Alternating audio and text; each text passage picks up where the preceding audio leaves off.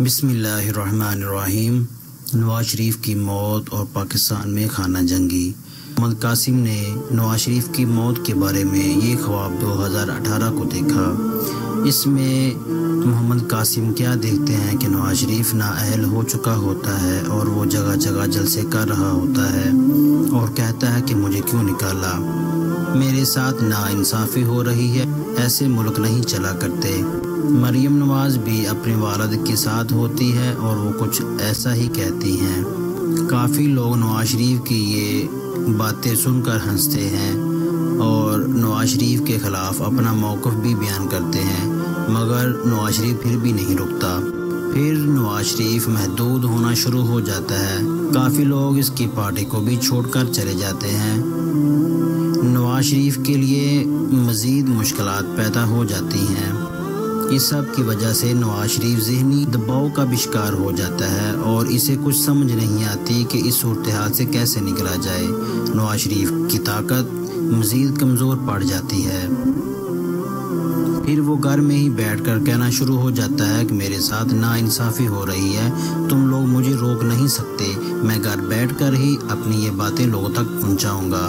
بہت سے لوگ اس کے خلاف ہو جاتے ہیں۔ نواز شریف کی بیٹی مریم نواز انٹرنیٹ پر میسیج بھیج رہی ہوتی ہیں، کچھ طاقتیں اس موقع کا فائدہ اٹھاتی ہیں۔ پھر مجھے کچھ شرپسند لوگ نواز شریف کے گھر کی طرف جاتے نظر آتے ہیں۔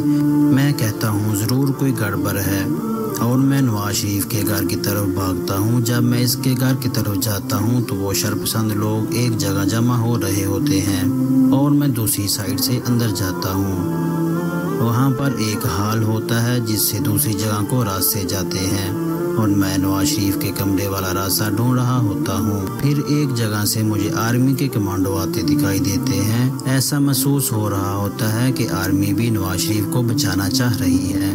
میں یہ دیکھ کر کہتا ہوں کہ اگر نواز شریف کو کچھ ہوا تو حالات کنٹرول سے باہر ہو جائیں گے، اسی وجہ سے آرمی اس کو یہاں آ کر بچانے آئی ہے۔ آرمی کے کمانڈو بھی نواز شریف کے کمرے کی طرف جا رہے ہوتے ہیں۔ پھر اچانک کوئی کہتا ہے کہ نواز شریف مر گیا۔